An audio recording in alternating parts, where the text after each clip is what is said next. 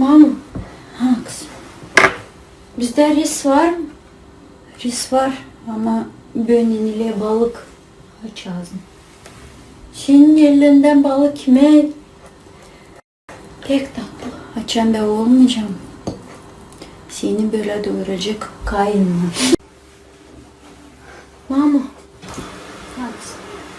Sen versen ben sokağa biraz. Ne yapacaksın sokakta? Jimmy çalacak, ben oynayacağım.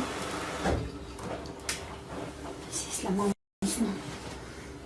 Jimmy pek çirkin hastalanmış. O başka çalamayacak. O pek üsürermiş. Ben bir alacağım onun gitarasını. Da ben çalacağım gitarada, sen oyna. Onun gitarasına başka dillen değil mi? Niçin mama? Niçin diye o çıkmış dışarı maskasız.